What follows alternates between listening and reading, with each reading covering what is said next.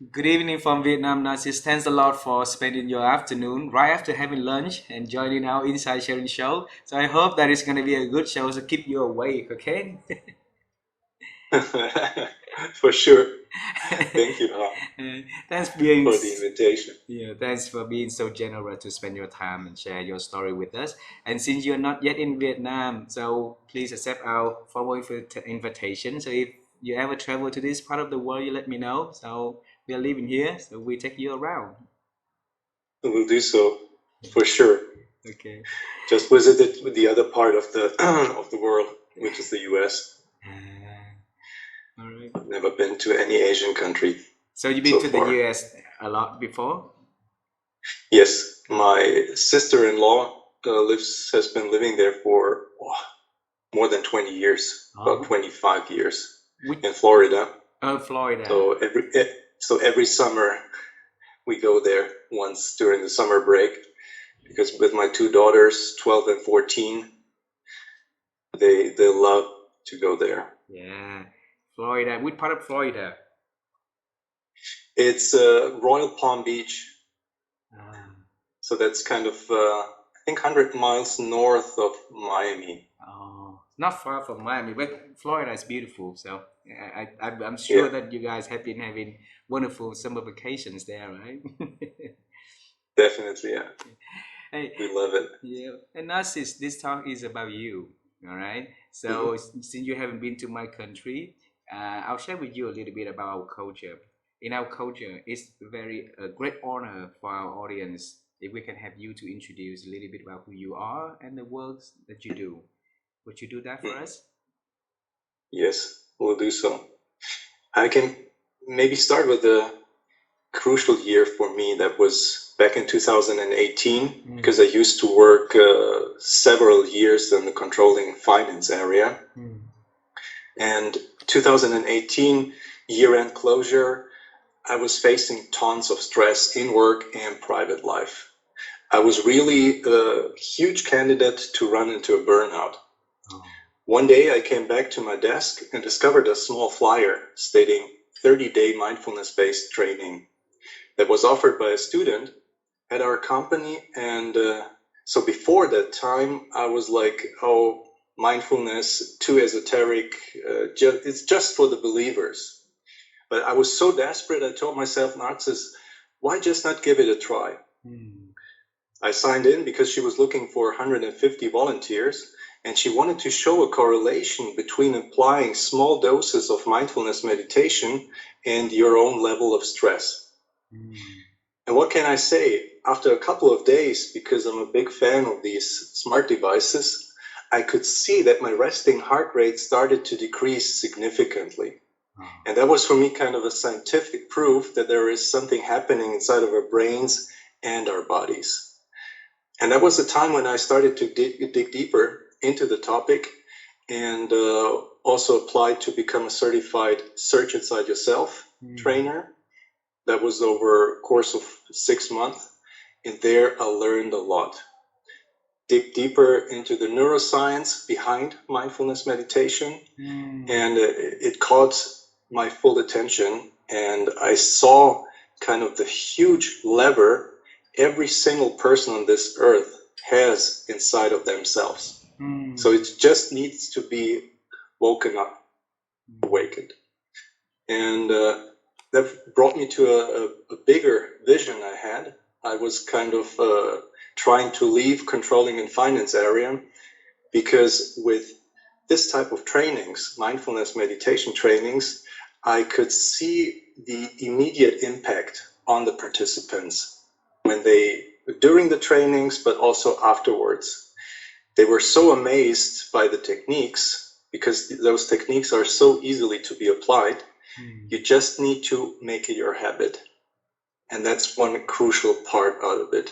So it won't help me if you have, for example, attend my training, you're totally enthusiastic and say, yay, what a wonderful training. I've never been to such a great training. But if you don't start applying those techniques, it will just fade out, fade yeah, away. And that's a big issue. And that's why I'm trying to weave all those components together for new formats I'm creating currently.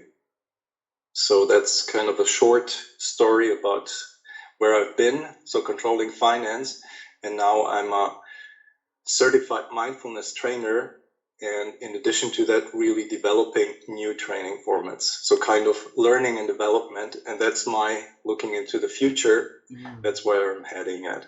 Wow. So we know what happened from 2018 up until now.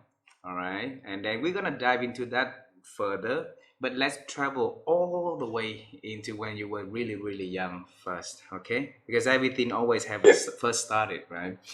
So when I was young, I always wanted to become an astronaut and go into a different planet and jump in there, right? It sounds cool to me, but life did not give me any opportunity to do things close to any that to that job. So, Narcis, when you was young, what was your dream about your future, though? That's an interesting question. So, looking back many years, what I always appreciated was the figure of Superman. Wow. That was for me really so fascinating because I was not an extraordinary guy. I was just average, so I was not outstanding in anything. The only thing I was good at that I discovered maybe at the age of 12, 13, I started to do kind of stand-up comedy. But that was for me, it became a passion during my school years, high school. And there was one occasion when the floodings happened in Bangladesh. I think that's more than 25 years ago. And we kind of tried to gather donations at our school. And we also did kind of a stand-up comedy for 45 minutes, one classmate of mine and I. And there were two, not super famous people, but they were watching the show. And they were so amazed by how I did those comedies, those sketches, that they wanted to invite me to render those sketches in front of, I think it would have been about 1,500 people as a live event. Wow. But back in the days, I did not have the courage to stand solely on stage.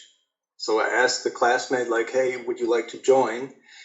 But he refused because all the positive critics went into my direction. So he was kind of just a supporting role, but I was the main actor. And he couldn't bear with it. And he said, no, Narcis, either you go alone or you leave it. And then I just left it. So reflecting back upon this, maybe I could have become a not super famous comedian, but maybe one who like reaches a couple of thousands of people. Wow. So yeah, that was where I was kind of good at. So like spontaneous jokes, and so I had a really good friend of mine. He told me, like, because I did it in a split second. It was not like how shall I say? I couldn't put my brain around it. You know, there is no technique that you can learn to become spontaneous. Yeah. It just came out of me. It's like naturally come inside of you, right? Yeah. Yeah, exactly. Wow. Well, that's how life is, right? If your friend back then decided to go with you, maybe it took you to a different directions already, and then God knows, what that direction will lead to what you were doing next, right? And the funny thing is that Narcis, you were out of the 497 person joining our show. Four of them actually wanted to become a Superman when they was young. All right, one of them was the son of the editor who actually worked on the series of Superman comics. back in the 60s. Okay. One of them worked directly with Christopher Reeve, the Superman, and the characters also. So so now I'll tell them, I'll tell the two of them that I have another friend who also wanted to become a Superman. Okay, so we're gonna create a Superman community in here. Well, so That's fun. back to the stand-up comedy thing, right? Over the years, have you ever thought back, if you had a chance to redo that decision, would you take that decision as a yes instead of a no? Yes. So nowadays, Yeah. reflecting back, so if I could kind of go back in time many years ago, I would take that decision solely and just to give it a try. Standing there in front of 500 people in a live session. Yes, so if you ask me, feeling a little bit sad about it, but that's how life is, So a couple of years later, sometimes you say, I should have taken this decision or that, but I'm not I'm not too sad about it because the turns in life, especially now with mindfulness, is a big gift for me. Yep. That I have discovered this. So at the age of 13, we missed the train to become a stand-up comedy, right?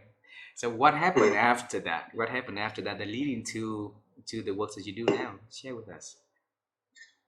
It was so I left that aside, so I didn't do any comedy anymore. Just then focused on school. Didn't finish super greatly, but I finished high school and was contemplating about what shall I do after high school, and so I started with an apprenticeship at the Deutsche Bank, so German bank, the biggest bank in Germany, and so did this until the end. It took me about 2 years, and that was when I started. So if you would ask me, like after 3 days, I wanted to skip that. Like, oh, shoot me. No, I don't want to stay with Deutsche Bank because it was too stiff for me. Like the people there, and I will never forget that. Talking about comedy and humor, there was one guy. He started at the same day as me, and I think it was on the first day or the second day. Every one of us had to come on stage and just introduce him or herself into the camera and to the audience, to all the new joiners. And all of them were like, yeah, my grandfather, my father used to work here at Deutsche Bank, and now I'm also here and starting my career at Deutsche Bank. And it was quite boring for me, honestly. And then I saw that guy. He came on stage and he was like, yeah, my name is Stefan, and so on. And then he said, like, yeah, my hobbies, I don't think that you guys are interested in knowing my hobbies. And then he took out a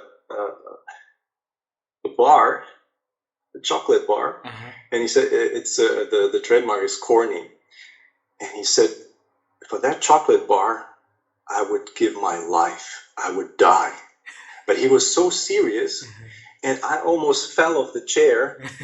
I was looking around, but nobody was laughing. It was just me. And then in the break, I approached him and I said, "Hey, that was such a great joke. I almost fell off the chair." And we were standing together, and then we kind of discovered analogies in our lives, and it was really a nice moment in time to have met him.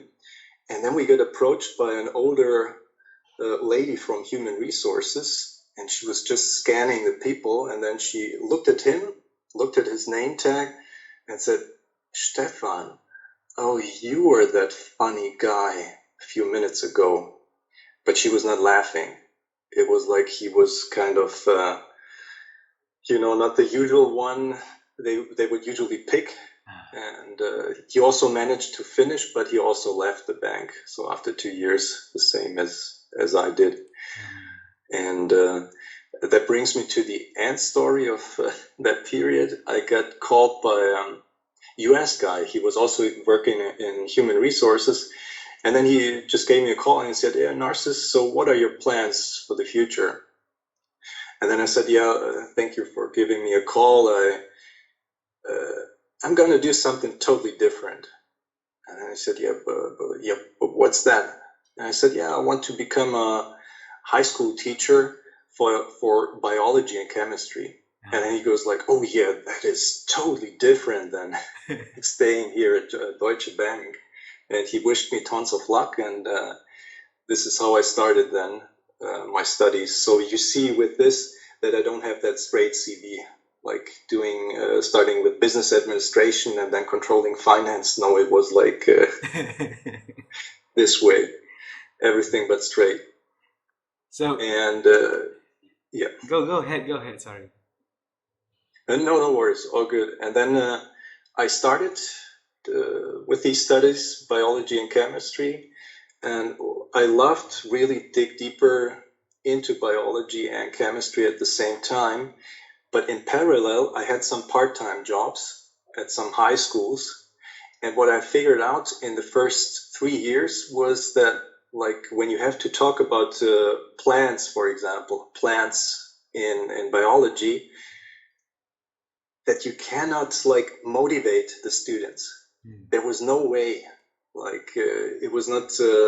I was also thinking maybe making some jokes, whatever, but they were not paying any attention to you as a teacher, and that was kind of really boring and frustrating. And there I found a really great friend. We're still great friends. We're just maybe talking 2 or 3 times per year, but he's a really great guy. And we took the decision together, like, to leave these studies and to come back to kind of business administration, economics. And that was the time when I started to study economics, because what we both loved about economics were the mathematical basics, which you use. So you kind of get a mathematical tool set and you apply those tools to everyday life situations. For example, with game theory, prisoner's dilemma, you name it. So you see again a turn in my life. So it's a different path. So I tried everything out, everything I could. But yeah, and this finally then brought me to the finance area. So I was into numbers, into figures, and then kind of made the step into the controlling accounting area. Wow. Narcis, so every moment in your path that you chose, there's a gentleman or a friend that you made, right? It's a good person coming out of there, like Stefan, when you were at a Deutsche Bank, or the gentleman when you were working at the high school and they decided to leave the profession and go into economics. So I'm eager to understand, was there any other person during the period from you working after that up until 2018 that significantly impact onto your life, either good or bad way? So maybe then it's a tough question. Just need to take a few seconds to reflect upon it.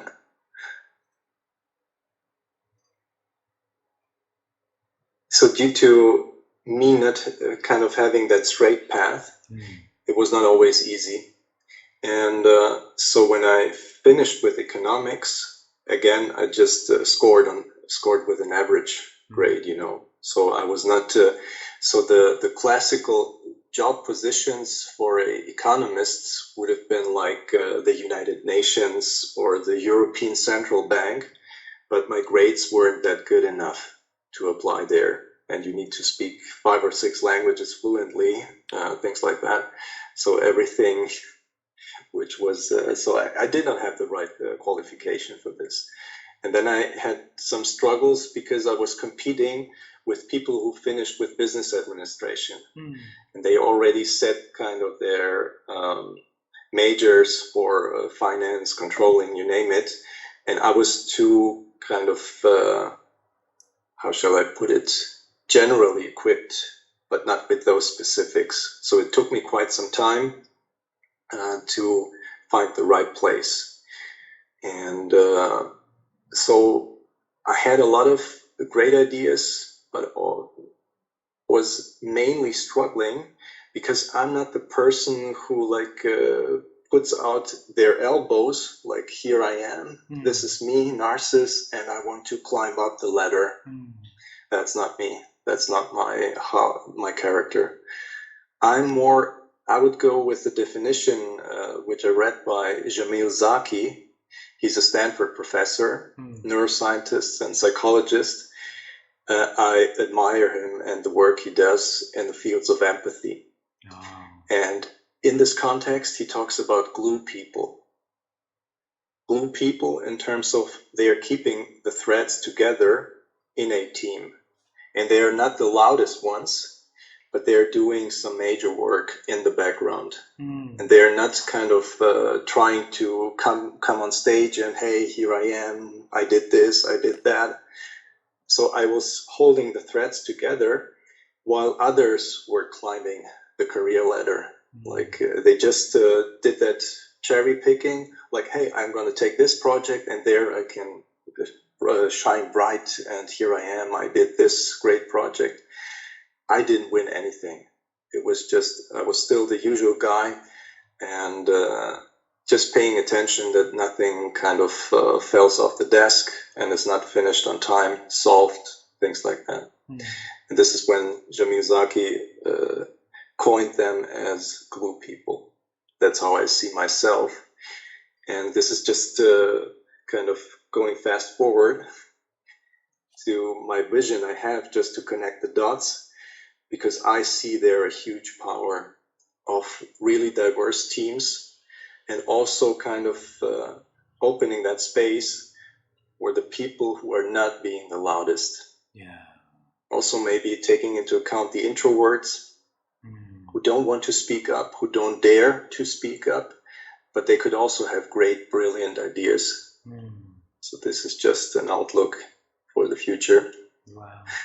And so this was a lot of struggles during those times in the controlling finance area, and it culminated in 2018, because of course I was trying to do my best, but in 2018 I realized that I came to the limits also in terms of health. Yeah. And luckily I discovered then mindfulness meditation, and that did not solve all the problems, but it helped me to kind of increase my level of sustainable well-being maybe by 5 to 10%, put it this way. Wow. Narcis, let's explore the path at 2018, and then we're going to talk about the work later. In 2018, by the time you became a candidate of burnout, right? And I'm sorry for what happened back then, and it happened to a lot of people also, but not a lot of people will be able to realize a tool that can help them. So you were the one who resisted the meditation principle before that. But then at that moment, what made you decide that you are going to give it a try and see how it goes? Can you share with us? Yeah. So I was totally desperate back in those days, and I could see that I needed to change something in my life. That was for sure, but I couldn't see the light at the end of the tunnel. I was just going with the flow, or there was one huge wave after the other hitting me every time. I was just trying to survive, keep my head above water, but I couldn't look like to the left or to the right. And so when I saw that flyer, on my desk. I was I didn't see it as the time before, like, oh yeah, that's that esoteric stuff, and just leave me alone with that. I was just pausing and looking at that flyer, and somehow it caught my attention. I told myself, like, hey, guy, Narcis, I think you should give it a try. And I immediately just went online, like in our intranet, and I saw like the portal and just signed in, entered my name and so on. And you did a pre-assessment. That was also very interesting. Like questions or statements like, yeah, I look at my smartphone once in a while without a purpose, just doing it so, like, because of being bored or you name it. And then afterwards, after those 30 days, I think a few weeks later, you did the post assessment, and then I could see improvements in all categories, like being more focused, more resilient, more connected again, reconnected to the people around me. So yeah, that was kind of that moment when I took the decision, and it didn't take me too long to reflect upon, shall I do it or shall I not? And I gave it a try, and it was really eye-opening, revealing. Wow. And then you've been doing for years. Now you decided to share that with other people, the practice, so that it can help them to improve their quality of life. How were you able to manage the conversation with management for them to, to allow you to do that, though? Yeah, that's a good question. I was trying because we had one guy who kind of brought that training into the company, the Search Inside Yourself training, which is really, really great training. It was established by Chade Meng Tan. He used to be a Google engineer, and he developed that together with Zen masters, neuroscientists. There were also Daniel Goleman, was one of them. Even John Kabat-Zinn added some very valuable things to it. And they wanted to kind of implement something, because the techniques they are presenting there in this 2-day training, they did not reinvent the wheel. I mean, these are ancient techniques ranging a couple of thousands of years back in human history. And they just reactivated them and kind of made the transfer into the business world. Because what is usually, what comes to your mind if you're that, I will call them the command and control leaders. Like, okay, and now you're telling me mindfulness meditation? Oh, come on, people will fall asleep and won't do anything afterwards. They will be so relaxed. But that's definitely not the case. When you start to apply those techniques, you can be fully focused on what you're doing, not being distracted by other things. So there are a couple of great benefits you can harvest.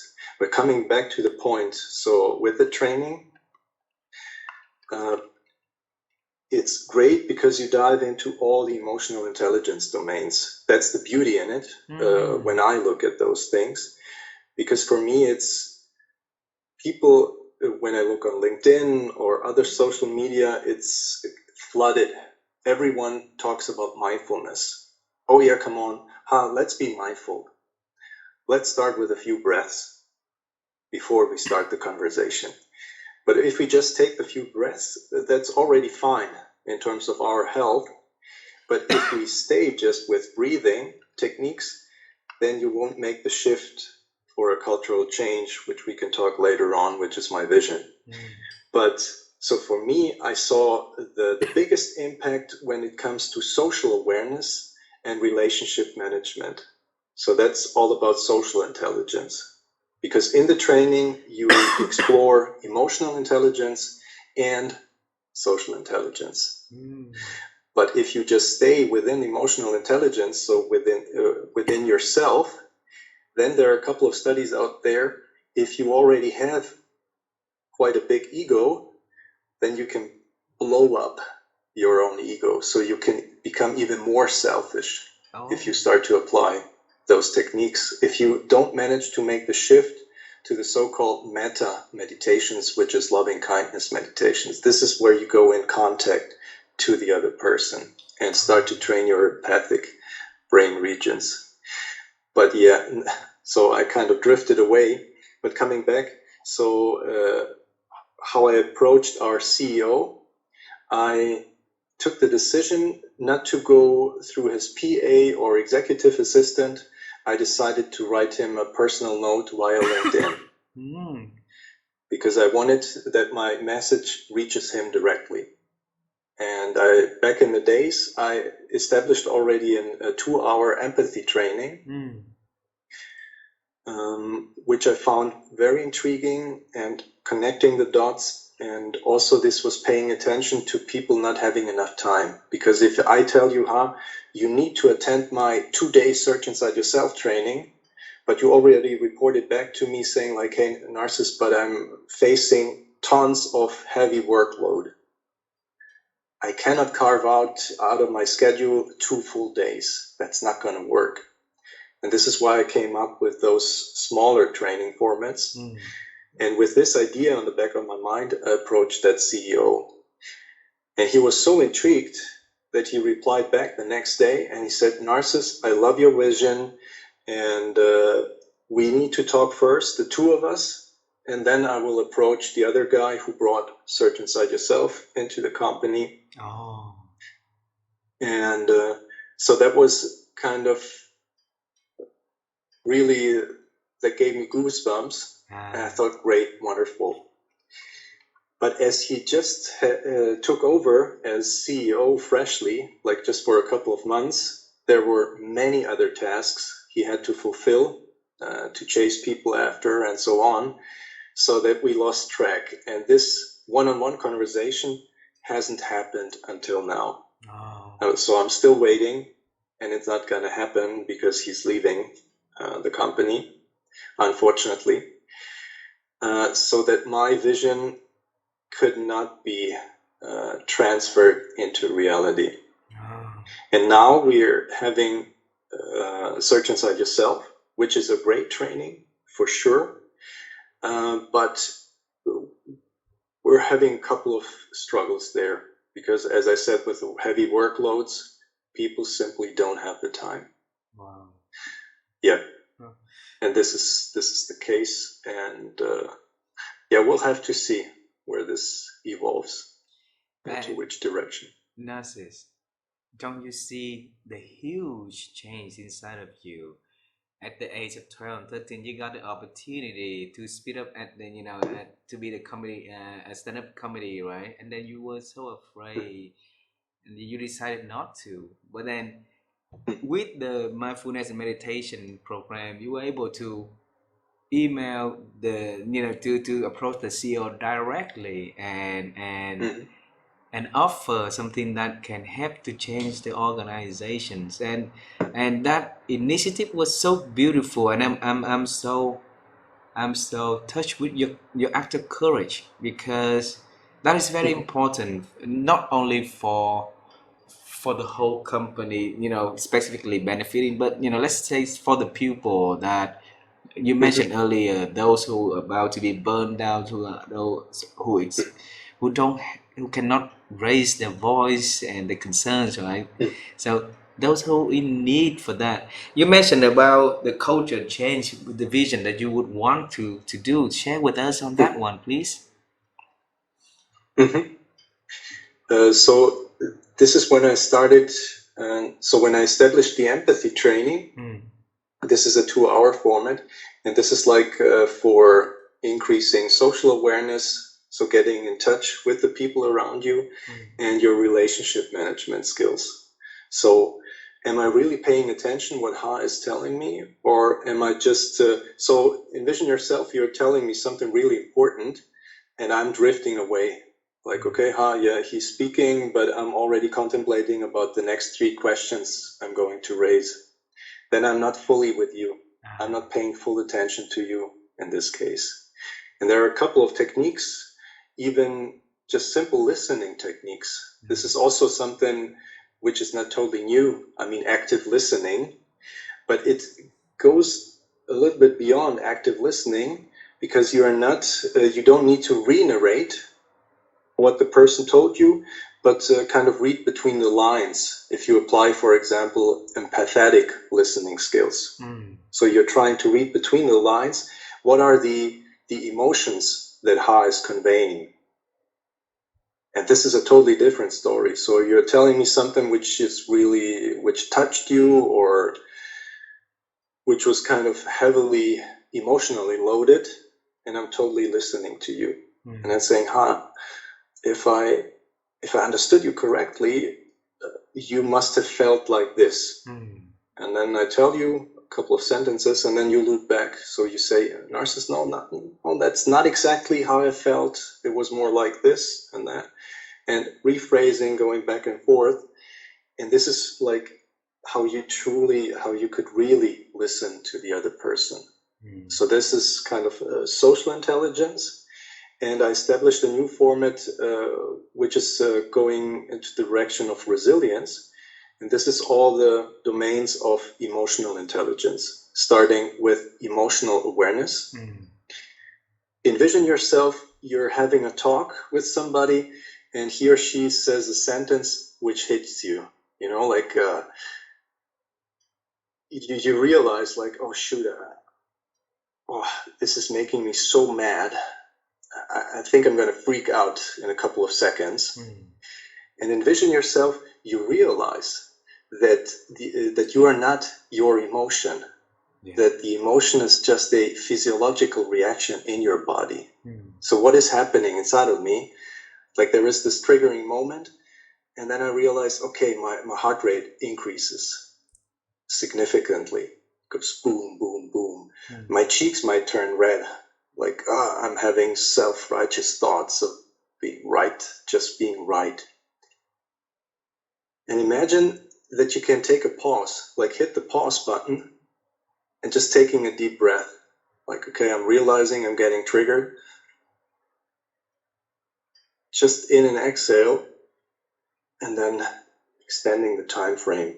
That's what some people call the sacred pause. And envision so that you're able to hit the pause button and increase the time frame until you react. And that brings us then to emotion regulation. So envision, extending the time frame and then choosing more wisely.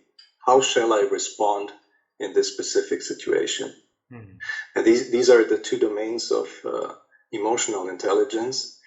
And then comes the shift if I start to connect with you. But first of all, I should ideally be kind of balanced, that I'm not so easily being shaked off and kind of being pulled back from my center. The more I'm centered, the chances are higher that I can really connect with you. Wow. Well, Narcis, we look at the business world now, right? We're getting so busy, and because of that, it makes us less connecting to one another, and the workload keep pressuring on our shoulder, so that one day our EQ seems to be a lot ineffective these days, despite all of the materials out there, a lot of trainings and make available. But human beings, it seems to me that a lot of my friends and other people I know of are getting worse as handling their, emotions and stuff. So what can we do to get back onto the sacred palm, and before we can start regulate our emotions now, my friend? So that's how you might have heard of the term neuroplasticity. Yeah. And because when I dug deeper into the topic of neuroscience behind mindfulness meditation, that was so revealing, because even neuroscientists a couple of decades ago thought that there is just a certain age until new neural connections and new neurons get built in your brains, and then it ends, like at the age maybe 18, 20, 25, and then that everything is more or less set in stone. Oh. But luckily, nowadays they know it better. So if you look at our brains, just to give you some figures, so our brains make up to 2% of our body weight, but they consume up to 25% of the energy intake, the daily energy intake. So what does it mean? Our brains are highly energy efficient. So everything that can be automated gets automated. And if you look now at your reaction patterns, of course, it's much easier just to kind of be swept away by the emotion, like, okay, there is this trigger and I'm going to yell at this person, because it's the easiest way. You don't need to take a pause or you don't need to reflect. It's just an automated reaction. But what they found out, there is an interesting study with cab drivers in London, for example, that was done in 2010, where they, because the cab drivers, I mean, okay, now we have all those GPS trackers and so on, you don't need that anymore. But back in 2010, it was not so popular, that those cab drivers need to take a test. It was called the knowledge test. And it took them about 3 years to learn all the routes in London, because there are a couple of thousands of combinations. So they invited those cab drivers and a control group of bus drivers who every day take the same route. And they put them both under the brain scanner, and what they could see is the area called hippocampus, which is for long-term memory, that the hippocampus was way bigger in the group of the cab drivers compared to the bus drivers. So there you could see literally where you put your focus on, that it can change the structure and function of your brain. So according to the statement you might have heard, neurons that fire together, they wire together. So where do you put your focus on? But if you want to start something new, in this case, establish your routine, because it won't help you if you just hear about that, like, now you learned from me, okay, I just need to hit the stop button, the pause button, take a deep breath, and then that's fine. Because if you're caught up in an emotion, you won't have that time. Because you're so, our reptilian brain, the amygdala, hijacks everything. So you're not able anymore to kind of use your thinking brain, the prefrontal cortex. You're in a hijack and you're just reacting blindly. So you would need to find your way to start with mindfulness meditation with small doses.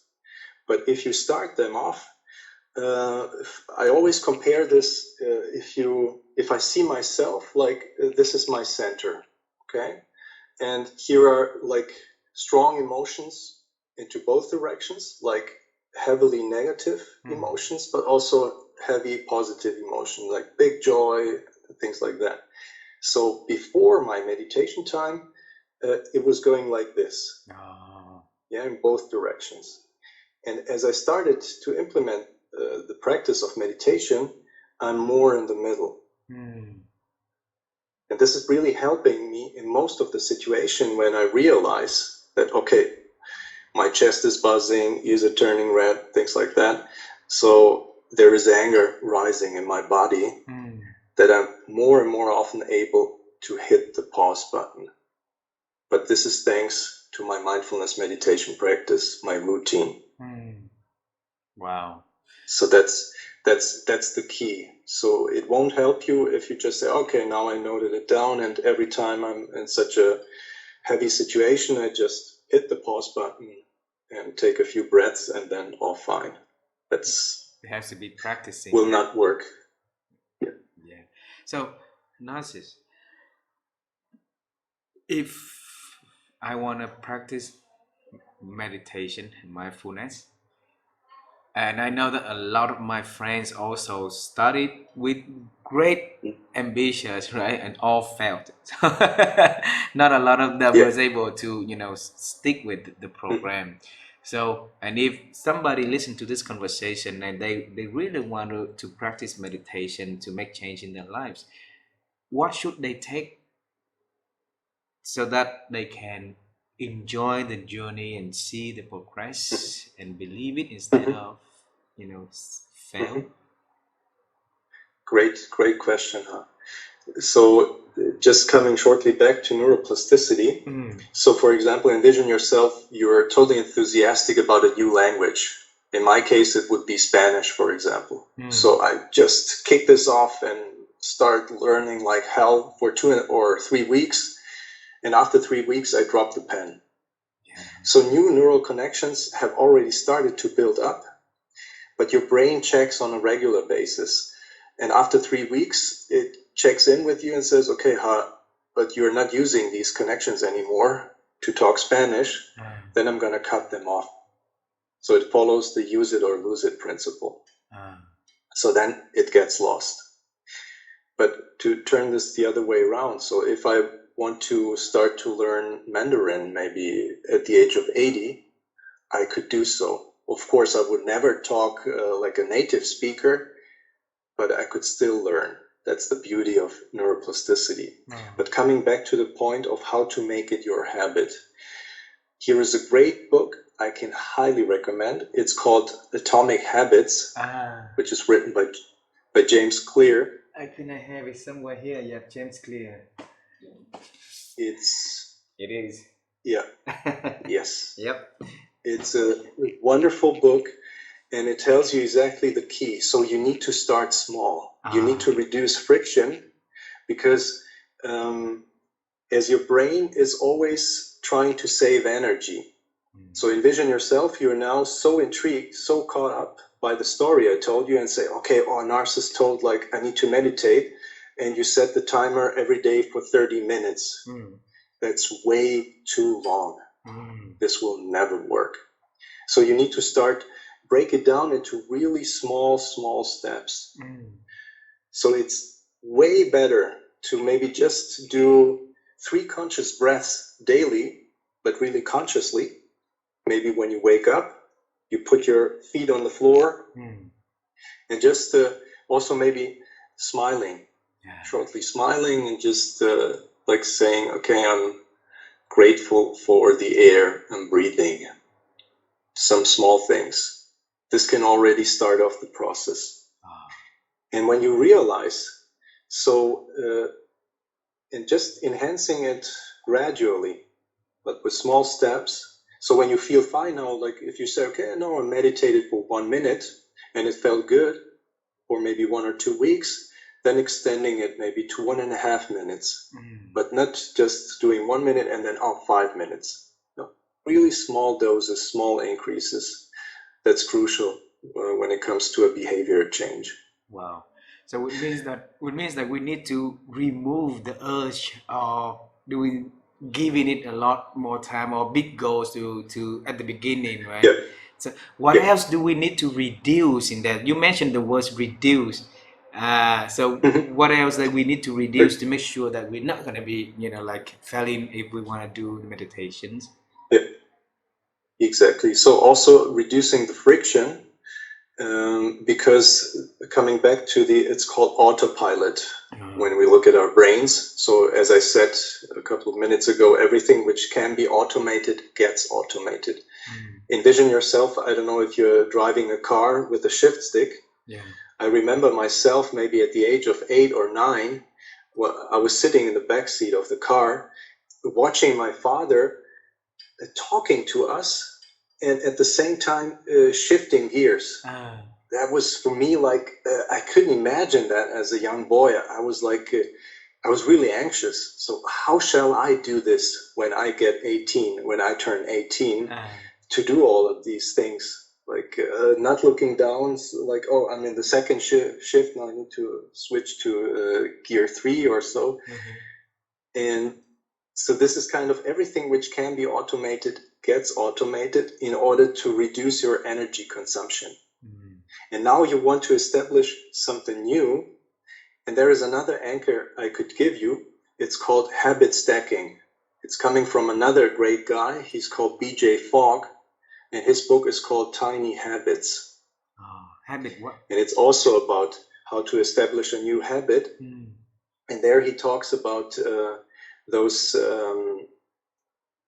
it's called habit stacking. Stacking. So that you stack your new habit upon an already existing one.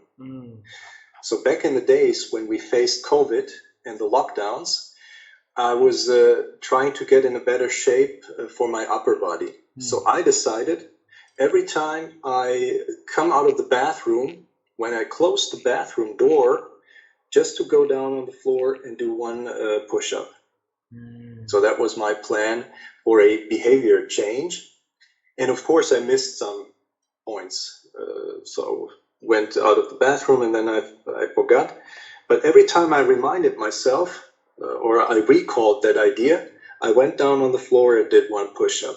And over time, within a couple of days, something happened. So it became totally normal. So it was not me thinking about it like, oh, shoot, I need to go on the floor and do one push-up. And then I was able to increase. So then I said, okay, now I can do 2. And then I increased up to 10.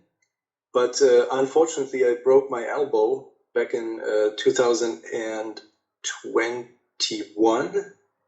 And then I stopped because I was not able to do the push-ups anymore. Sorry. I was not able to do any push-ups because I had that, just missing the English word, when your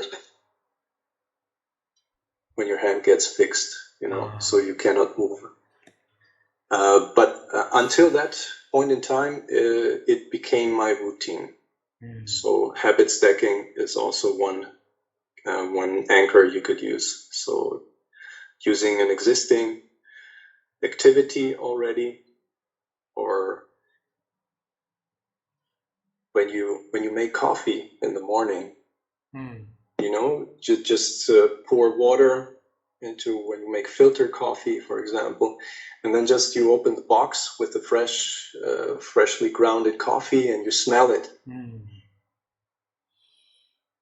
just being with the activities you're doing, not contemplating about the whole week. So what am I going to do? Which persons am I going to talk during the week? No, just being fully in the present moment.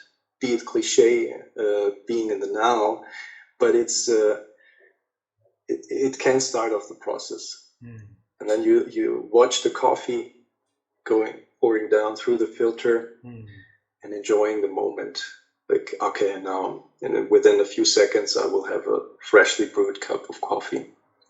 And laugh and smile at that also, right? Yeah. How's your elbow now? Way better. It totally recovered. Okay. So I can stretch again fully. But it took me quite some time. Sorry about that, Narcis. And I hope it will recover back to normal soon. All right. So, hey, Thank you. I have 2 last questions. Okay. And because you went through the transformations, I want to ask you about the process of thinking. All right. So my wife and I, we believe that thinking is important, and that the right kind of thinking will lead into the right kind of decisions and the right kind of actions, and then leading to the right results, right? And every chance that we talk to people, to experts in the area, we ask this question. So Narcis, how have you been applying your thinking and expanding it these days, though? So you mean kind of putting it into the broader context? Yes. Right. The practice that you use so that you can expand your ability to think. Exactly. So in this case, I'm thinking of the ripple effect. When you just let a drop falls into the water and it reaches out to other waves. So like when they touch each other, and I'm a strong believer of it. There is a really nice story from she's a middle school teacher in the US, Orly Waba. And her students are really suffering have lack of self-confidence, self-esteem, and so on. And there was one day she implemented a nice game, a nice project. She let them write so-called kindness cards. You might have heard of random acts of kindness. Yes. And then they started and distributed those cards, and they could see an immediate impact on the people around them. And it was so amazing for them to see with these small things that you can have a huge impact on the people around you. And this is how I see it with the techniques I would like to convey, because for me, the key is empathy. Yeah. That's for sure. If you would like to, I love these ideas of servant leaderships. So, for example, you're not there, and you as a leader, you don't have all the answers ready. That's not possible, but that's okay. Yeah.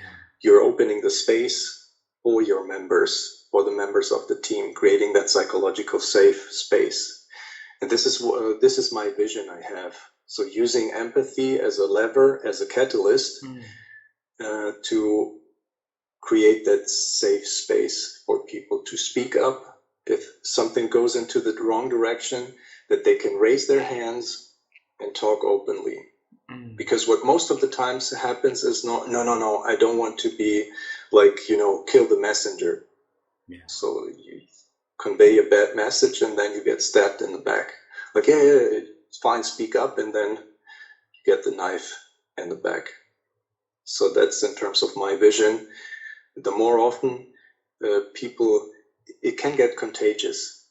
That's the thinking behind my approach. So every single person, if it be me, if I could take the decision, I would say every single person who enters the company or who's already within the company should go through this training. Yeah. Wow. That would be my vision. Because there you cannot kind of, you just can't do good with these type of trainings. Wow. Wow. I'm a strong believer of this. Me too. The last question, Narcis. All right. If there's one thing that you need to see the change in this world and boil down to only one thing, what would that one thing be?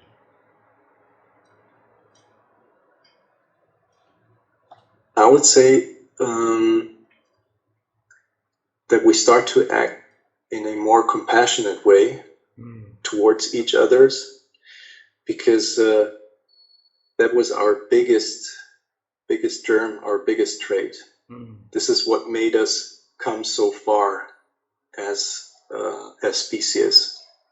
Because when we look back a couple of hundreds of thousands of years, that was what was saving our lives. Staying together, watching ourselves, and this is kind of innate. It just, again, needs to be reawakened. Wow. Beautiful. So that would be my wish, to get rid of self-esteem and turn into self-compassion and seeing the common humanity between the two of us. All of us are not perfect. Our lives are not perfect. And that's the key for me. Not trying to be, so how am I different than you? No. Seeing commonalities. Yeah. So he's also suffering. You also went through tons of stress, same as I. Yeah. So we are all human beings, seeing the connectedness. Wow. That goes back to the research between the taxi cab and the bus driver, right? So whatever we focus on, that will grow, right? So I hope that if we can also, make that awaken the compassionate within us, right? Definitely we can build the world a better place, and that is always in our control. So it's every decision that we make, we can open the sacred palm and give it a little bit more time and think about the person more compassionately, then absolutely, the world will change one by one, little by little, the ripple effect. So Narcis, thanks a lot for a meaningful conversation today. I really learned a lot from this conversation. I really learned a lot, and I really love you as a person. So I hope one day that I'll be able to see you, your two daughters, and your family Either in here or in Germany or in the States, because we travel there quite frequent also. All right. So Thank you. Thank you. Thank you so much. It was, as I said in the beginning, a great pleasure, a great honor thank you.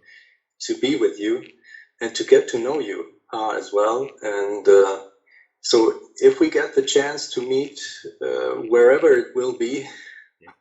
on this planet, would love to do so. And let's keep in touch. Let's keep in touch Let's for keep in sure. touch. Happy holidays to you and your family. Thank you. Same to you and your wife.